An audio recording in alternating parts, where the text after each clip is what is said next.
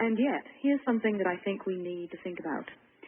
Whenever we consider these possibilities, we need to constantly be mindful of the fact that we love to scare the hell out of ourselves. Warning, this is not entertainment.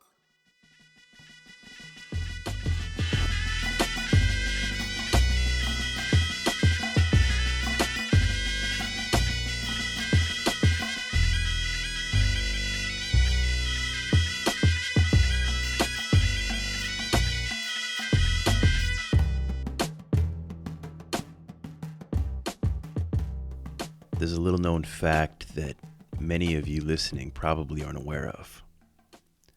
During the 1800s, when the American colonists began to move west and settle the western parts of this great land, many of those pioneers were taken hostage, prisoner by the natives, tribes all across the western parts of these now great United States.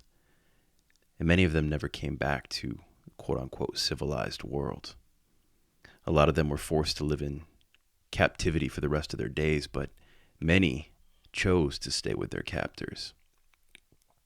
Not only did they choose to stay with their captors, but they slowly and surely adopted the ways of their captors, the customs, the religion, the social norms, so much so that they embraced them as their own. They married into the tribe, had children with them, and within 2 generations, their people were now the people of the tribe. There was no difference. This was not an uncommon occurrence. While we can never know the precise numbers, we do know that there were a great many people, white settlers, who became captives of the tribal peoples of the Americas and fully immersed themselves within that culture. We also know that there were some who did not even become captives, but rather of their own volition chose to seek after the natives and their ways and became integrated with those peoples. Do you know how many accounts there are of native peoples, of their own volition, seeking out white civilization and joining it, adopting it, integrating themselves into it? The question's rhetorical. There are none. Not one single account. Why is that? Why is there disparity there? Extremely one-sided. If we look at all that culture has brought over the last 150 years, it seems like the battle and the debate has pretty much been settled as to who was more powerful and who was more dominant. And even then, the writing seemed to be on the wall as far as who would win the great struggle for the American West. But even then, even knowing what the stakes would be, what the outcome might be, so many people chose to align themselves with the losing side. Again, losing in parentheses here, perhaps. Why is that? It goes against everything that we, as modern civilized people, know and embrace. All the luxuries, the comforts, the progress that we've experienced fly in direct opposition to what happened in the 19th century as 2 worlds clashed across the American continent. Now, I'm sure there's not just one single factor that we can attribute this to, and I don't want to set up a straw man argument in this podcast where we paint an inaccurate picture of why these things might have happened. There may have been any number of reasons. One, for example, would be if you're a woman, and many of these accounts of Caucasians joining Native American tribes were women, believe it or not. You hear the horror stories of the savages, the brutal savages raping white women. A lot of that is just fear-mongering and hyperbole. We do the same thing today in the Middle East and with any of our foes. But the same thing happened with the Spanish-American War in the early 1900s.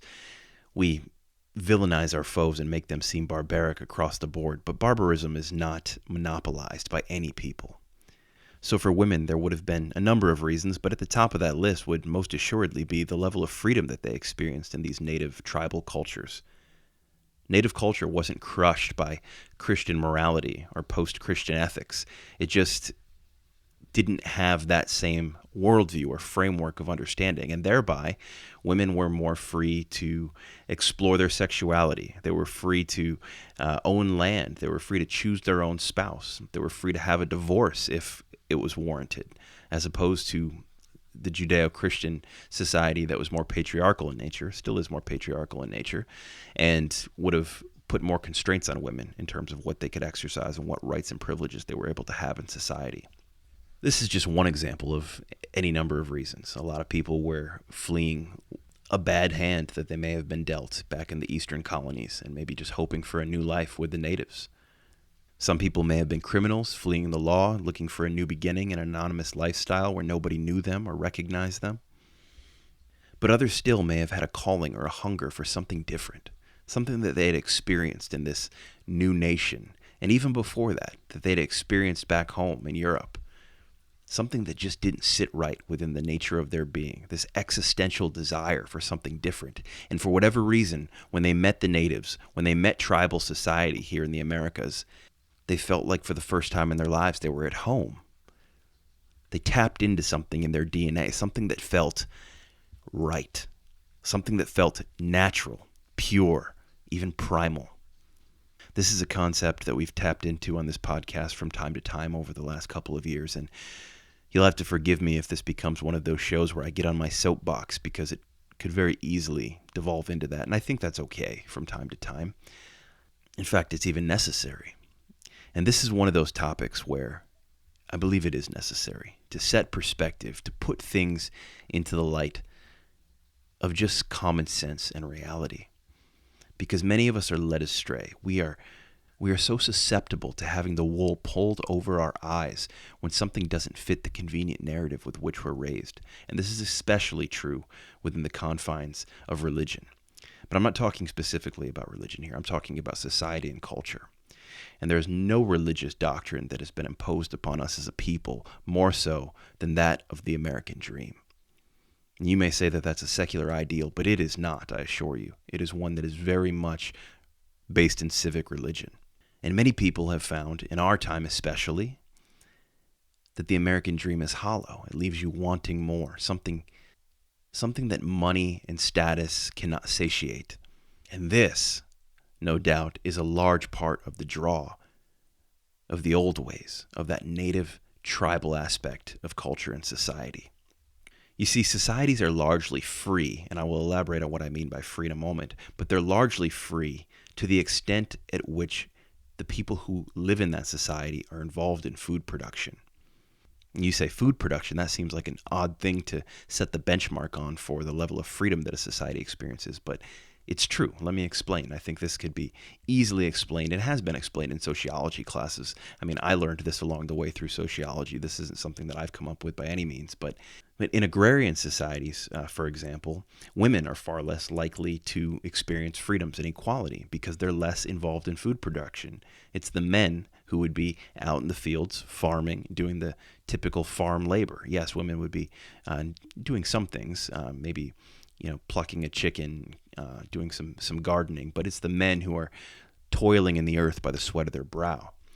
A hunter-gatherer society, not so much. It is much different. Women, in fact, may be not only equals, but even dominant in some aspects of food gathering. Yes, it would be the men who would go out on the hunts on the Great Plains to secure the meat for the peoples, but it was often the women who were foraging, picking the berries, who were gathering herbs, roots, plants, mushrooms, and fungi.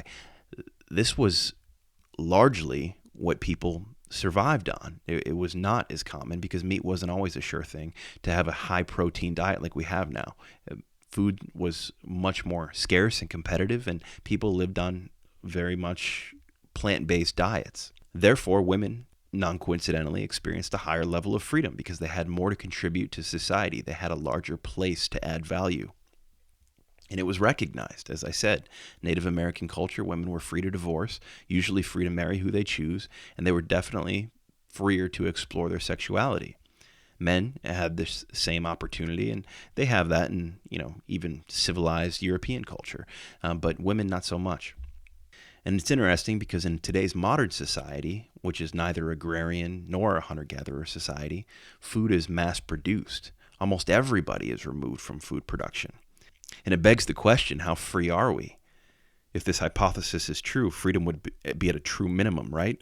Because men and women are, for the most part, separated from the cycle of food production. Large corporate mega farms supply the grocery stores, which feed us like cows from a trough. I would argue that the freedom that we experience at face value is not the truest sense of the word. Freedom does not just mean the ability to go where you please and say what you wish to say. Freedom is the ability to live according to nature, unimpeded and unhinged by government and by the rules of men. Freedom is not a freedom from the rule of law. It's freedom to participate in it, to create it, and have an equal hand in dealing it out.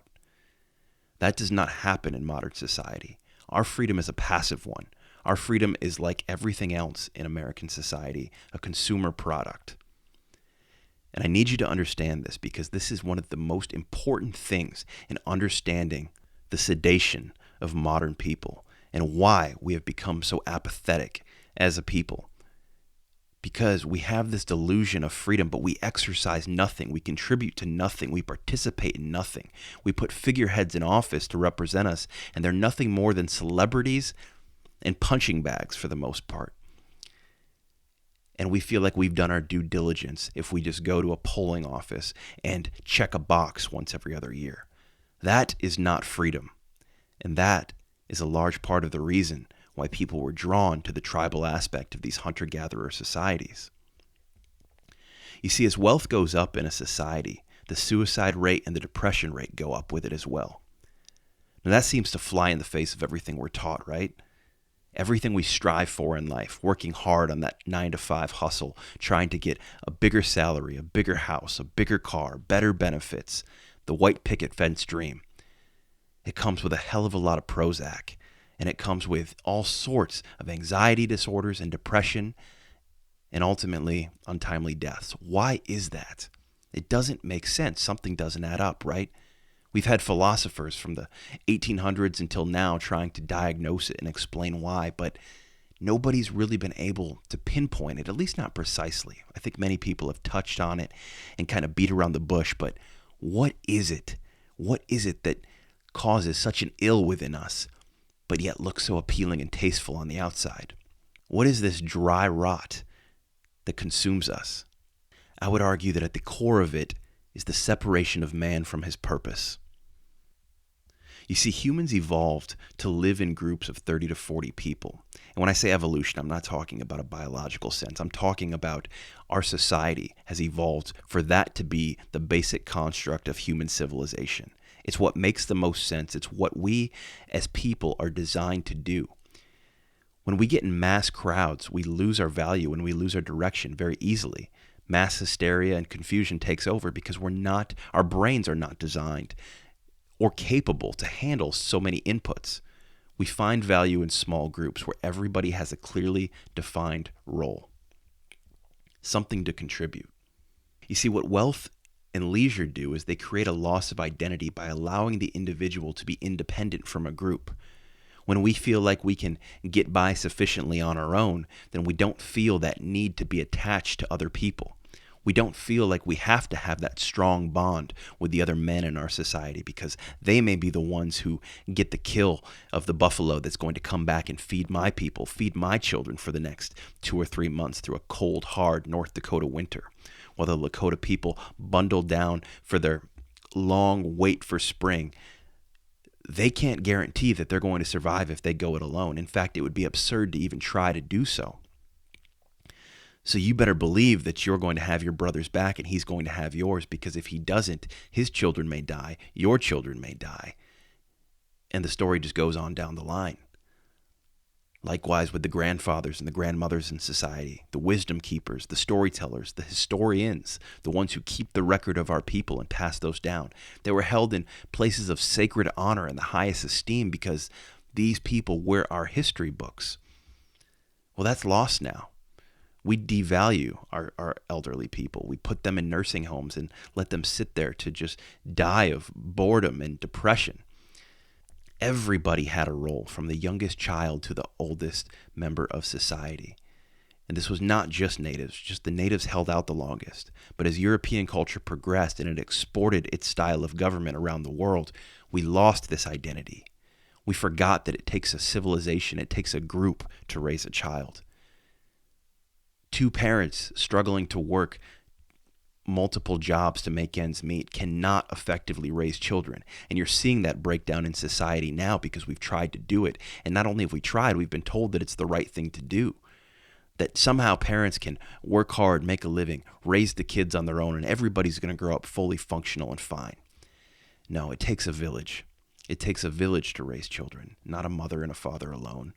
We think that the school teachers are expected to do that, but they don't. The way our systems are set up within academia is more of a factory line assembly, where we're just putting children in and then churning them out to be cogs in the wheel.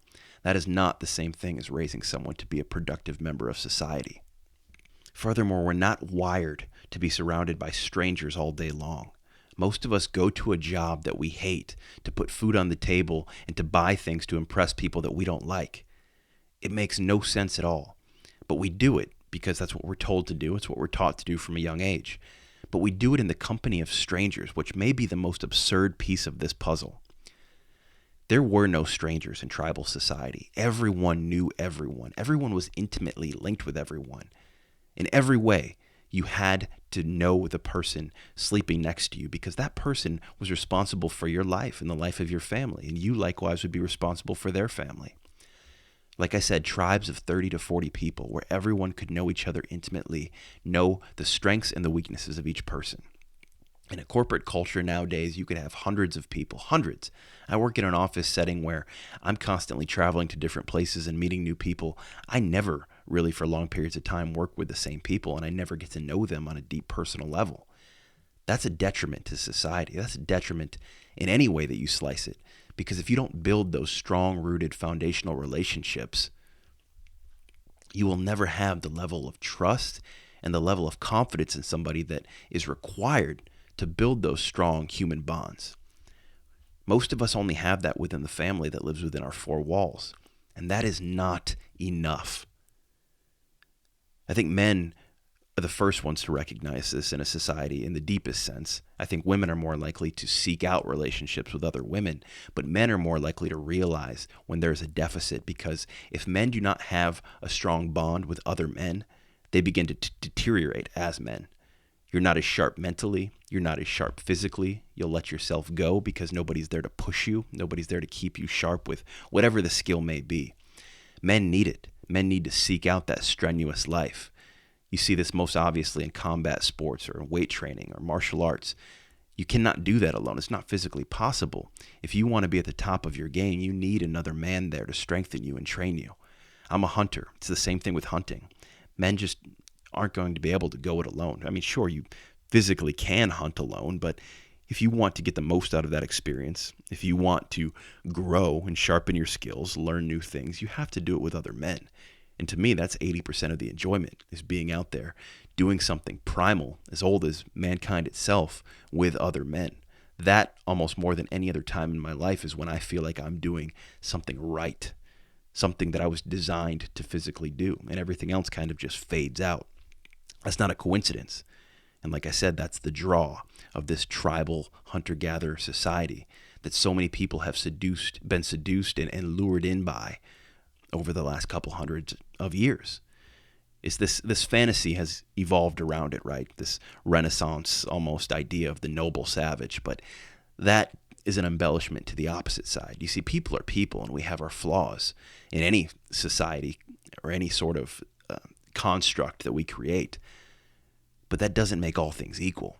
Humans can be flawed, but it doesn't mean that one form of society can't be better than another. The jury is not still out on this. All signs point to the obvious fact that the way that we are living is detrimental to our progeny and to our current existence.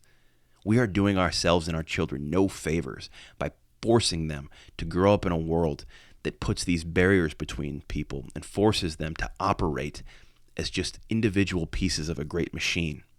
We are not that. We are not pieces of a machine. We are a part of nature. We are a part of the earth.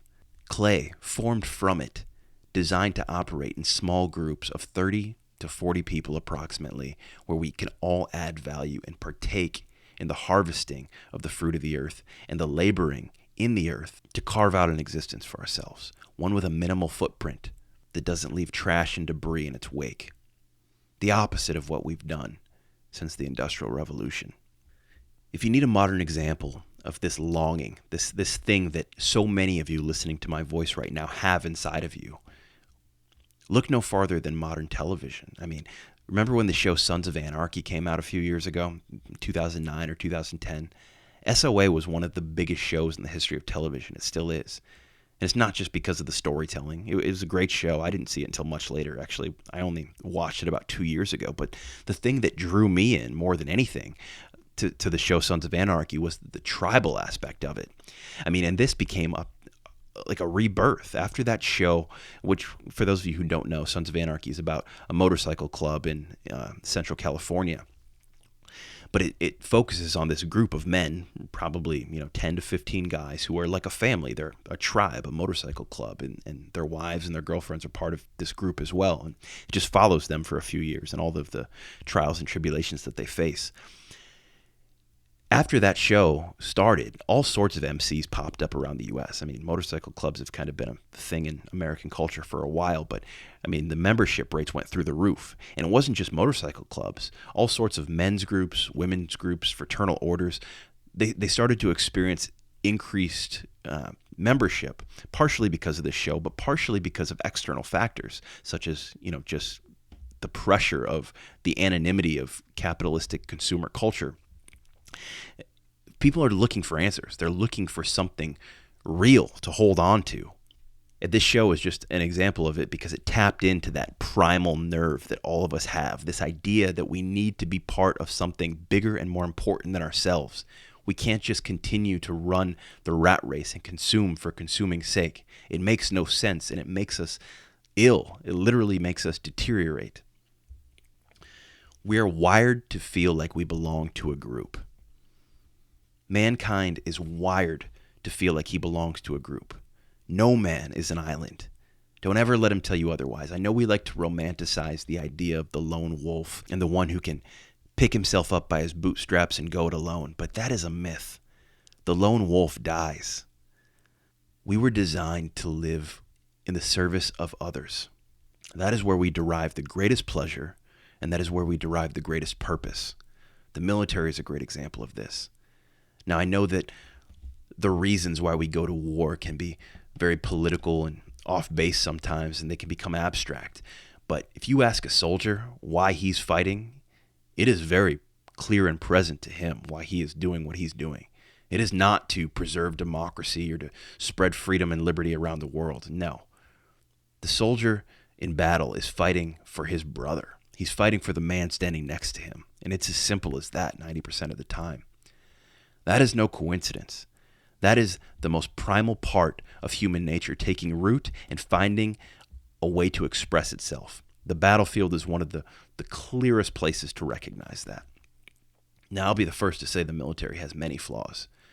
The way it brainwashes young men and forces them into anonymity, basically forcing them to kill their own individual identity for a cause that may not be worth following or believing in. There are many flaws in the military, but for all of its flaws, war is one of the most sobering realities and most primal parts of our nature that is worth recognizing as a key part of our existence, as tough as it may be to swallow.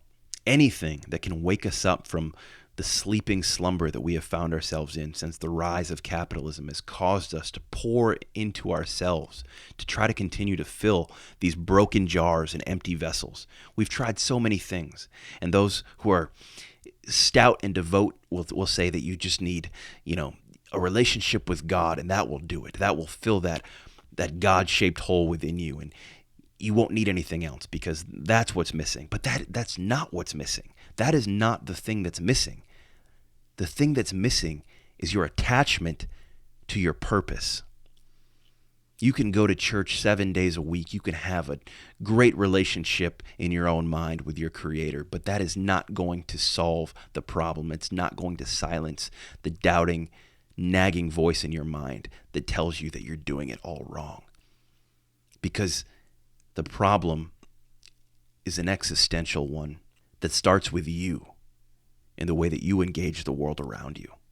This is something that I've become more and more conscious and aware of in my own life in the last couple of years. And it has gotten to a point where so many other people around me have expressed the same thing that a tempest has to be rising within us. It has to be getting to a point where we are willing to shake the foundations of what has ensnared us over the last couple hundred years. It seduced our great-grandparents all the way down the line to us today. This myth of satisfaction through consumption.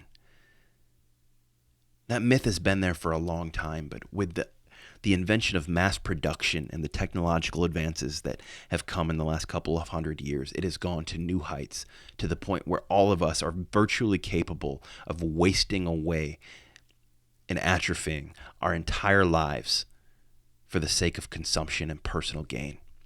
And not only are we capable of it, most of us are doing it right this damn minute. As I sit here, most people listening to this podcast are just listening to it for consumer purposes. Even though I've said several times that this podcast is not entertainment and is not a consumer product. If you don't take action on the things you learn in this show, then you're wasting your time and you're wasting my time. Most of you listen to podcasts on an app on your phone. Once one ends, you jump to the next one. Or you just double tap the speed, you listen to something really quick, try to get a bit of wisdom or encouragement for your day, and then you go on to the next thing. I'm not condemning you. I do the same thing, not with podcasts necessarily, but with all sorts of things. Music, movies, you name it, all sorts of output and creative content. It's boom, on to the next thing without ever properly digesting and appreciating the thing that just happened, the thing that I just heard, and then taking it and processing it and finding a way to implement it and have clear value for my life derived from it. Most of us don't do that. We don't take the time to process. It's just constant input all day long. Input into my brain. And then I become nothing but a walking Wikipedia with probably 40% factual accuracy, and the rest is just hot air. Is that what you want to be? Just pumping your head constantly full of knowledge and never practically applying it to improve your quality of life? Knowledge is key. Don't get me wrong. Knowledge is almost everything. It's at the core of what equips us to be what we were made to be. But if you're never going to use that knowledge to be what you were intended to be, then why have the knowledge in the first place? As I said before, we are not wired to serve ourselves. We are wired to serve others. The best way and the most appropriate way to do that is in a small, close-knit society. You cannot satiate that itch by donating to a charity a few times a year or giving to your local church. That is not what it means to live your life in the service of others. To live your life in the service of others is a daily sacrifice, a daily commitment to put the tribe's need above your own needs. And many of us are great and valiant at doing this with our own wives and our own children, but that is not enough. That is just where you begin. There should be a group of men, a group of elders, a group of peers, and a group of children that you love and care for just as much as you care about the people that live within the four walls of your home. And if you don't have that, and I'm guessing most of us don't, I'm not guessing, I'm certain most of us don't, especially my key demographic for this podcast, men between the ages of about 25 and 50, you're least likely to have those strong-rooted relationships. Yes, you, the men listening to this podcast right now, the vast majority of you listening to my voice, you are the ones suffering the symptoms of this the most. Most men in their 30s and 40s don't have any real friends, people they can confide in.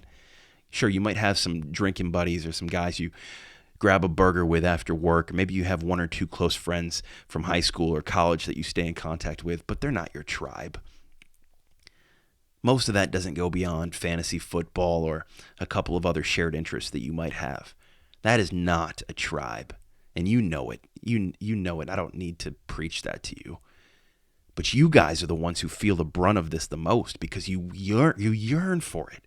You crave it. You want something primal and pure and something that's going to be truly worth investing yourself in and even dying for. But you just can't find it. You've been looking under every stone.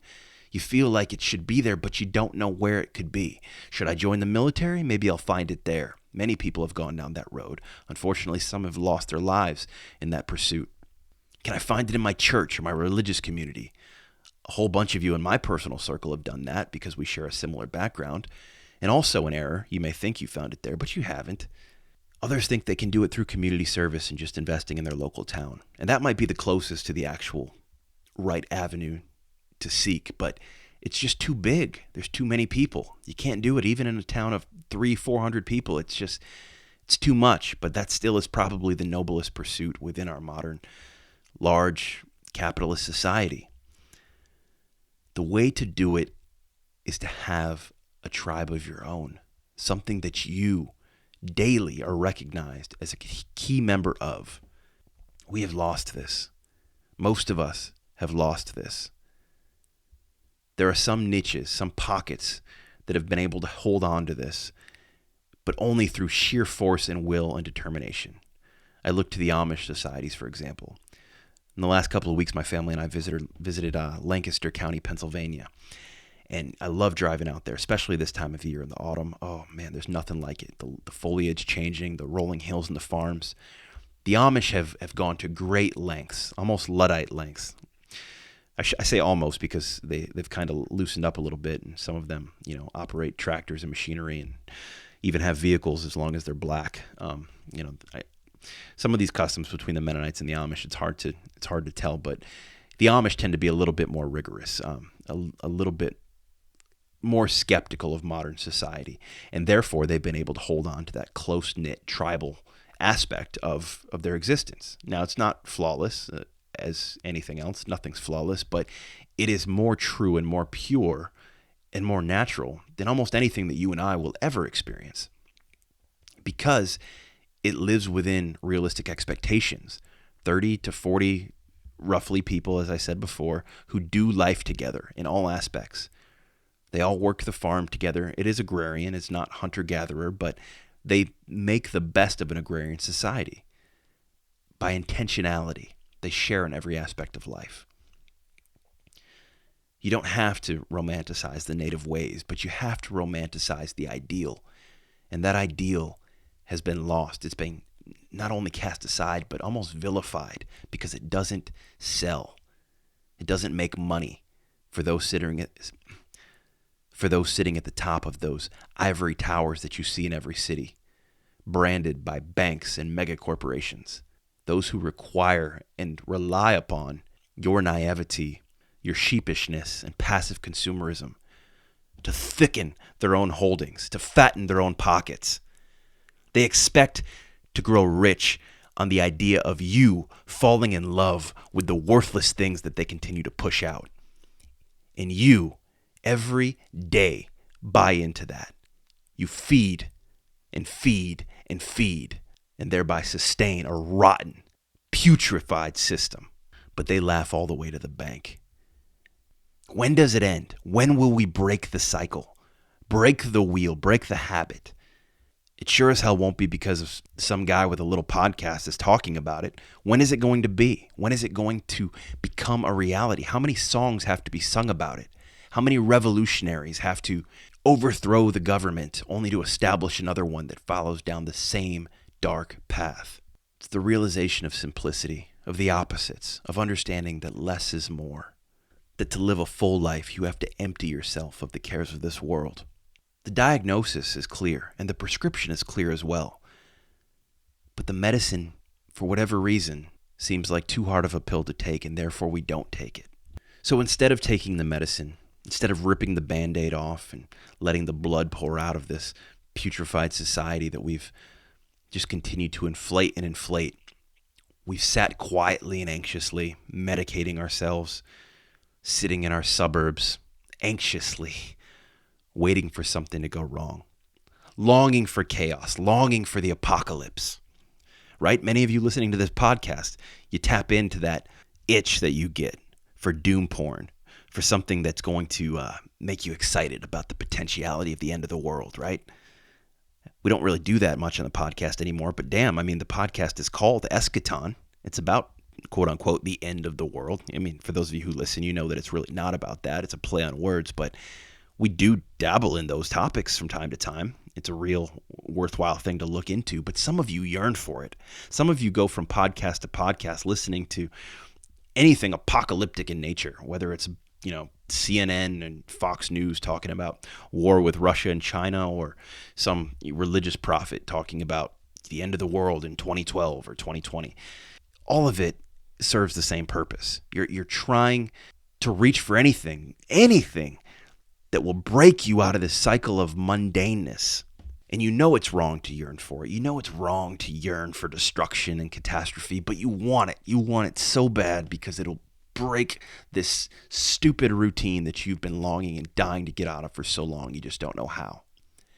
I know it's true because it's been true for me. It's been true for me for over a decade, and I thought for a long time that it was a noble yearning to want to see the reckoning, to see all things ironed out and justice to come upon the earth, judgment to befall us. I mean, it's all through religious literature. I mean, you read the book of Revelation, some people get way too into that stuff, way too into it, and they do it without pure intentions. I think any truly devout person doesn't look forward to that. It took me a long time to realize this because I didn't realize that it was a selfish pursuit until just a couple of years ago when I realized how hollow my own life was. Because the more I stuff my pockets, get promotions, make more money, buy bigger, fancier, nicer things, the more I feel like I want something to come and just shake that whole world up and turn it on its head. It's a paradox, right? It just doesn't make sense. Why? If the American dream is true, and if it's a noble pursuit, then why is it that the more money we make, the worse off we are? Why aren't celebrities and actors and billionaires the happiest people in the world? Why aren't they? It's not because they need a better relationship with God, as so many of you would tell us. That's silly. It's the same ill that you and I suffer from. Whether you make $40,000 a year or $400,000 a year, if you live within the confines of the rules of this society, you will be just as ill-fated. Yes, it comes with many pleasures and many moments of fleeting happiness, but it is not true. It is hollow at the core, and you know it. There's a longing for things to go wrong because people want a reason to band together, to break the monotony. How many of you, just in the last week, have fantasized about a nuclear war, an asteroid hitting Earth that forces people to come together, rally around? Maybe you, just your average Joe. Maybe you're a mechanic, or maybe you're a doctor. Maybe you're a school teacher. Then chaos hits, and all of a sudden you're propelled into a position where you need to become a tribal leader or a warrior for your society, or maybe a caretaker for your neighbors and their kids. Maybe people will rely on you, and you'll be promoted to some sort of a general, more or less, a staple, somebody that can truly add value, and not only give value, but also receive value from those within your own tribe. We long for it, right? Many of you I know have had that thought many times. That fantasy crosses your mind on a regular basis. Well, this is why it crosses your mind. Because what it's telling you, what that fantasy is telling you, is that the reality you have created for yourself does not align with the reality that you were intended to experience during this lifetime. And that is a tough thing to take. For somebody to come up to you and have to confront you with the fact that your entire life is a lie. You've gone way out into left field when in reality we were all intended to go to the right. That's a tough pill to swallow. I know it because I'm trying to swallow it too. So what do we do about it? How do we change it? Is this just a message of hopelessness, a soapbox speech about how everything's gone to shit and there's nothing we can do about it? No, of course not. There is something we can do about it.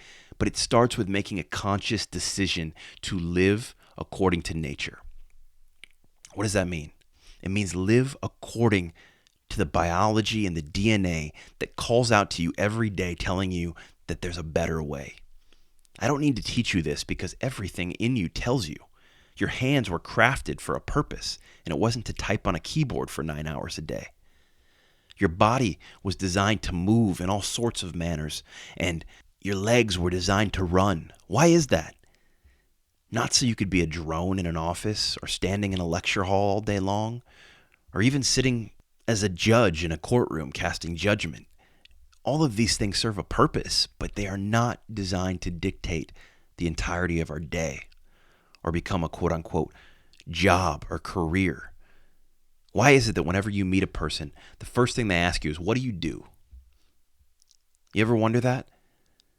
Because people want to justify their own existence, so they use their profession as a benchmark to measure themselves against other people.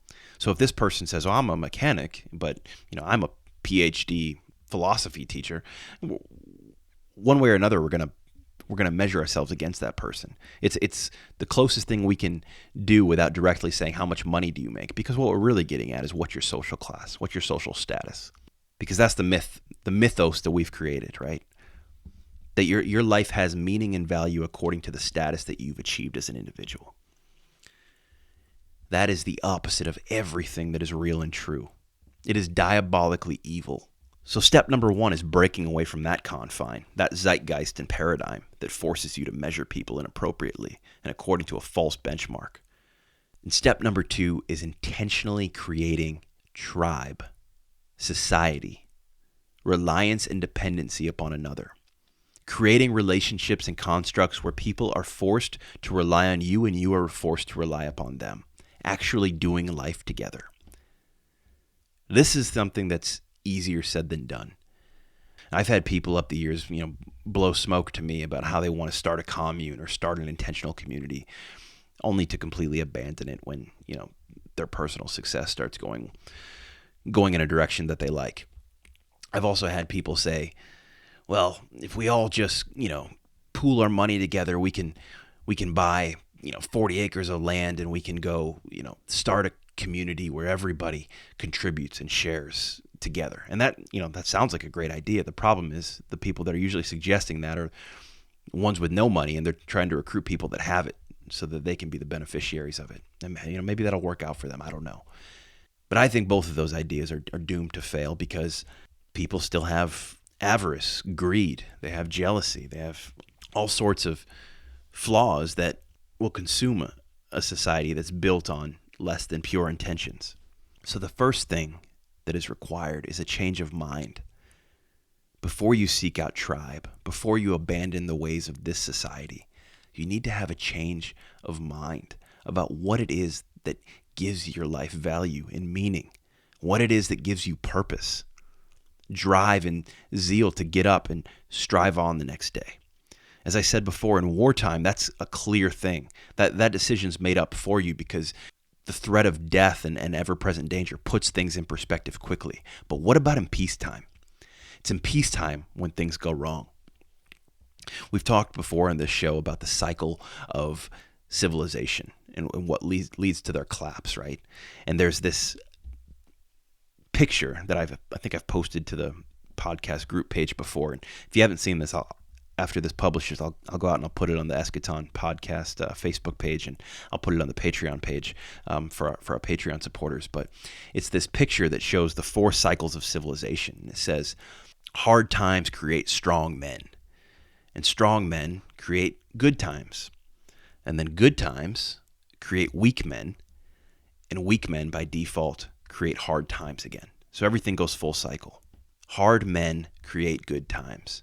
How do you stay in that cycle? How do you stay in that little block of the 4-step quadrant? You stay there by recognizing the value of hardship, the value of a strenuous life, and never getting soft, never getting weak and passive. Because when you get weak, you let your guard down, you let your values down, and your strengths fall by the wayside and leaves you ripe for the plucking from somebody else who is still strong. Somebody else who still knows what they were designed and intended to do, what the value of tribe and the value of their people is to them.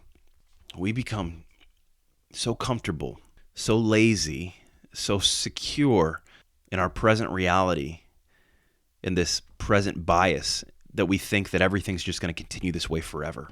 That we're always going to have enough food to fill the freezer and the refrigerator, that the government will always be handing out food stamps if we don't have a job or make enough money, that we'll always have internet and Wi-Fi and 50 billion freaking shows on TV to choose from, that we'll always have comfortable couches and heat in the winter.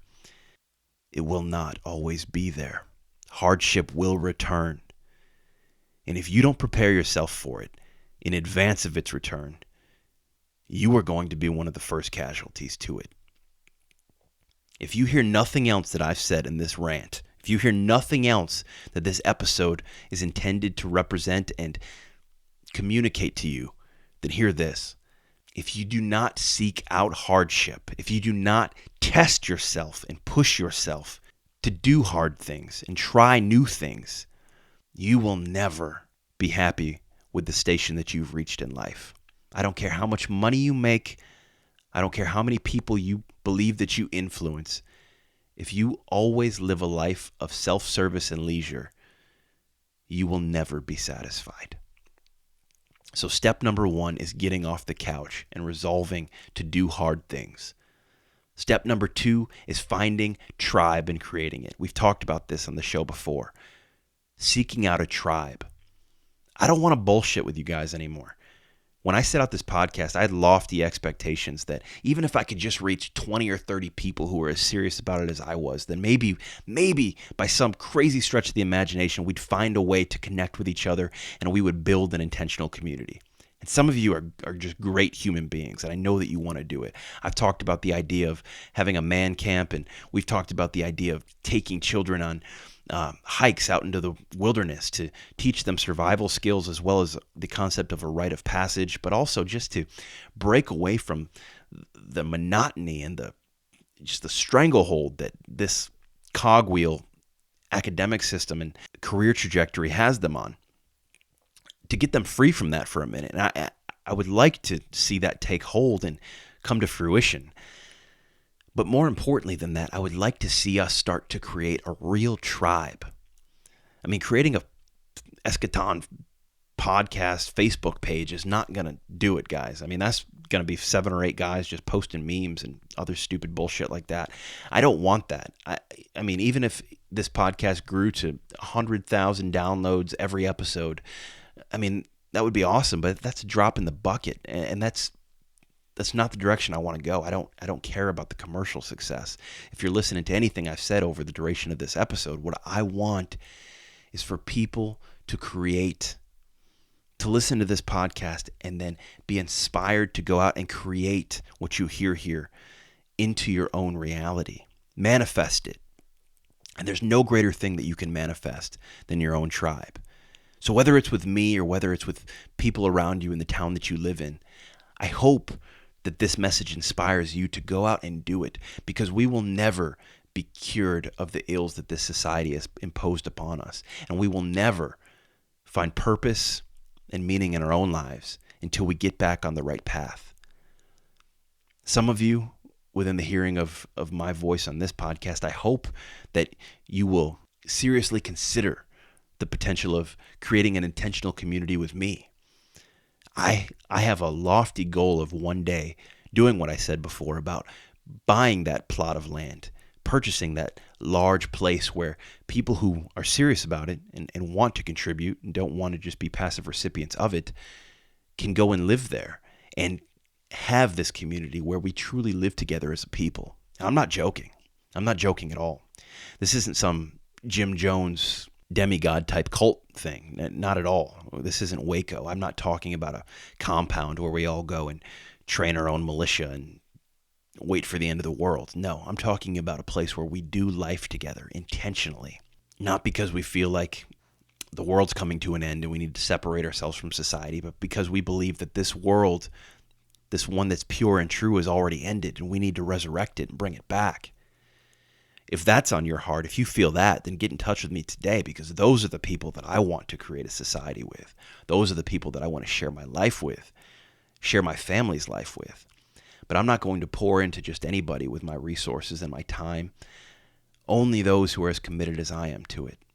That's the long game, just to let you into the madness in my mind and the dream that I have for my people and my family.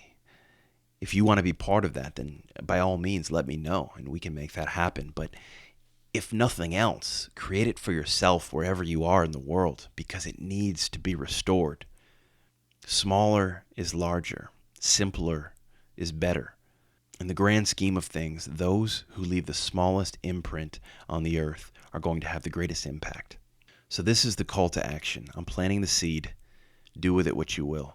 But just do something with it. Even if you flat out reject it, then have a reason why it's wrong. Tell me why you think that the progress of the ladder of consumerism that has just gone to stratospheric levels, you tell me why that's a good thing. You tell me why I'm wrong. and at least justify it, because I can no longer justify it. I can keep playing the game, maybe for a little while longer. I've done well with the game. I've done as well as I need to do. I've made it more money than I thought I would ever make at this point in my life, just being honest with you guys. But I don't feel at all like I found more meaning or value in that. If anything, I found less. Combining that with the knowledge that can be a haunting and isolating thing, the knowledge of realizing that so much of the pursuits that we invest our lives in, religion, status, success, that they're all empty and fruitless, and that we've built false gods even in the name of God. Realizing that and having the knowledge of that, that's depressing on its own, but nothing is more isolating than living in a cold and hollow society that does not give a damn about you. We are all, whether you're the president of the United States or a janitor sweeping the bathroom floor at a local high school, we are all just cogs in a wheel, easily replaceable tomorrow. If you want to have more value, if you want people to appreciate you and to love you and to really recognize you, to look into your eyes and not see somebody that can do something for them, but see somebody who is alive, really alive, pure, true, hot-blooded, living in the moment, then you need a tight-knit community that you're fully invested in, because those are the only people that you're ever going to get that from. These are the facts. The ball's in your court. Now do something with it. If you don't know what to do, contact me and we'll do it together. But it's time to start acting. No more passive consuming. Work, buy, consume, and then die. Who's going to break that cycle? Who's going to snap that hamster wheel once and for all? It is not the way we were created to live. And until recently, everybody seemed to know that, but we never thought this would be a threat that would destroy our society. But lo and behold, this is the threat that has destroyed our society. While we're constantly looking at paper tigers and threats from outside, North Korea, Russia, China, an asteroid, Armageddon, the return of Jesus, all these things that we're expecting to just destroy society and bring in a new age, none of those things are going to be what destroys our norm. What destroys our norm is just continuity of the same old thing. And that norm does need to be destroyed, but it needs to be destroyed and replaced with something better. My fear is that if we don't get back to the old ways, that when it is destroyed, it's going to be replaced by something much worse. Much worse, guys. I could see us going back to archaic monarchies, and that might sound ridiculous to you, but I honestly really think that's the direction we're heading. I think it's much more likely that in the next 100 years, instead of enlightened, progressive, liberal societies where people are, and by liberal, that's lowercase l, where people are free to do what they choose and live according to knowledge and wisdom, I think it's much more likely that we have authoritarian, monarchical societies where people live at the service of their masters. Even to the point where I think we could have authoritarian rulers that are worshipped as gods on earth. That's the direction I think we're heading again.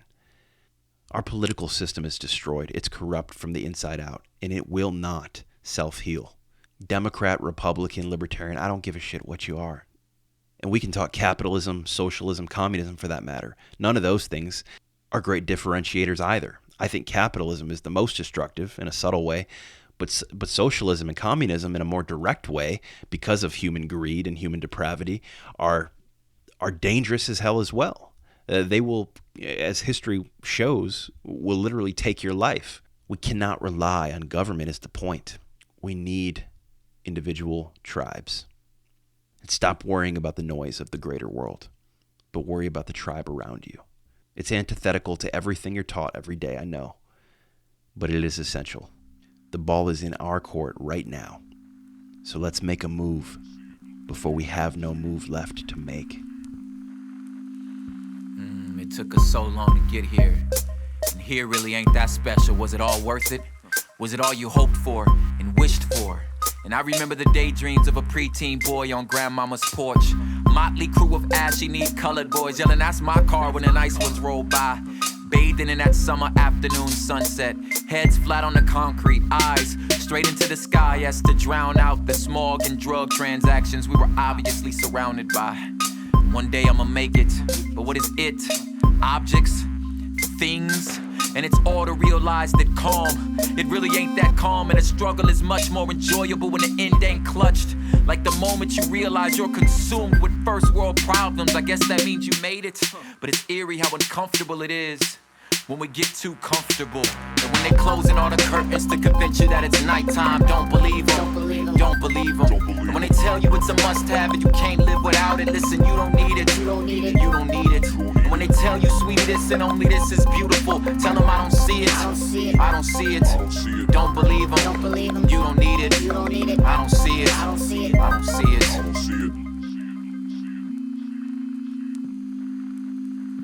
It's kinda like that notion that if you accept these set of notions, then your soul's premium is secure, right? And you searching for new mountains to climb as if you conquered the first one. You ain't done, you just comfy. And it seems like your soul's tenacity been done moved to the suburbs, and them neatly aligned trees and perfectly manicured lawns, and them safe schools and parks is a good place to raise a beer belly, right?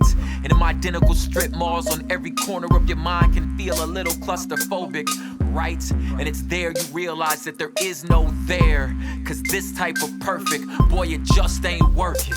Don't you dare close them curtains, it ain't nighttime, you don't need another object. And that right there is not beauty. Homie, it's eerie how uncomfortable it is when we get too comfortable.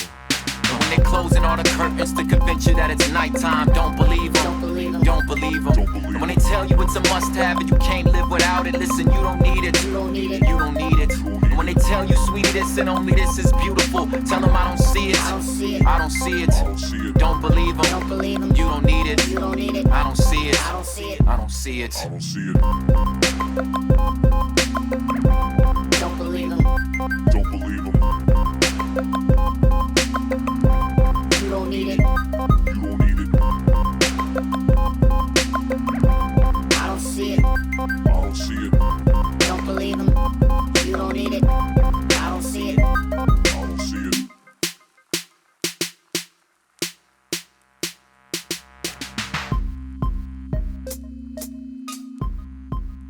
Hey guys, thanks for sticking around.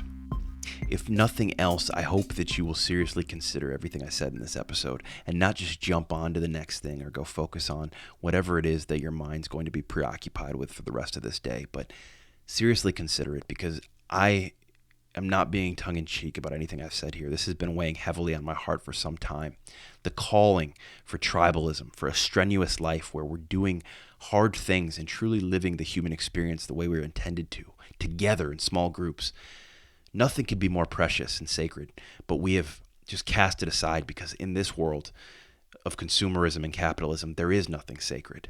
Nothing is off limits. Nothing is holy and beyond reproach. Nothing is treated as sacred anymore, and we need to bring that back.